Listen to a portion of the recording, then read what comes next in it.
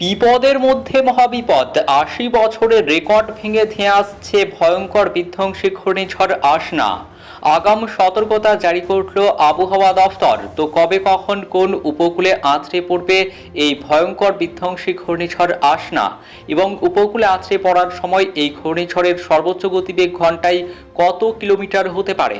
এছাড়াও এই ঘূর্ণিঝড়ের কতটা প্রভাব কোন কোন জেলাগুলিতে পড়বে, কোন কোন জেলাগুলিতে রয়েছে কতটা ক্ষয়ক্ষতির আশঙ্কা, কি বলছে আবহাওয়া দফতরের পূর্বাভাস, বিস্তারিত জানিয়ে দেব ভিডিওতে, সঙ্গে থাকুন। আর এমনই প্রতিদিনের লেটেস্ট ট্রেন্ডিং খবরগুলি সবার আগে পাওয়ার জন্য আমাদের ইউটিউব চ্যানেলটি সাবস্ক্রাইব করুন। ইতিমধ্যেই বঙ্গোপসাগরে তৈরি হয়ে গিয়েছে সাইক্লোনিক সার্কুলেশন অর্থাৎ ঘূর্ণাবর্ত।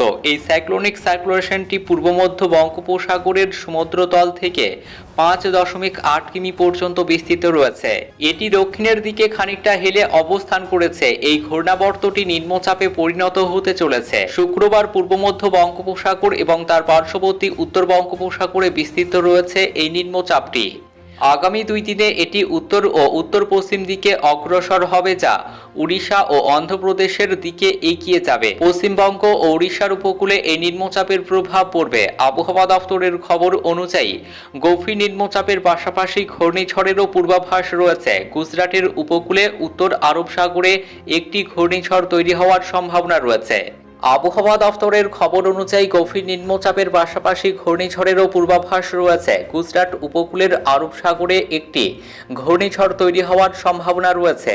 আইএমডি সূত্রে খবর, ঘূর্ণিঝড়টি ভারতীয় উপকূলে প্রভাবিত করার সম্ভাবনা কম, কারণ সৌরাষ্ট্র কোচের উপর বিরাজমান গভীর নিম্নচাপ শুক্রবারের মধ্যেই উত্তর আরব সাগরে সরে যাবে।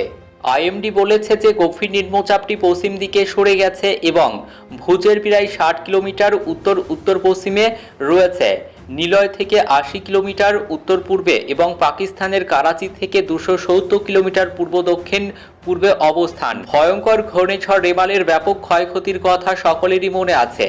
এর আগেও আইলা, আমফান, ইয়াস ও মোখার মতো ঘূর্ণিঝড়ের তাণ্ডব চলেছে বাংলার বিস্তীর্ণ এলাকায়। রিমালের পরবর্তী ঘূর্ণিঝড়ের নাম পাকিস্তান রেখেছে আসনা। মনে করা হচ্ছে ১৯৬৪ সালের আগস্টের পর এটি হবে আরব সাগরের দ্বিতীয় ঘূর্ণিঝড়। তবে এই ঘূর্ণিঝড় কবে কখন কোন উপকূলে আছড়ে পড়বে এবং উপকূলে আছড়ে পড়ার সময় এর সর্বোচ্চ গতিবেগ কত হতে পারে, এ বিষয়ে এখনো কিছু জানায়নি আবহাওয়া দফতর।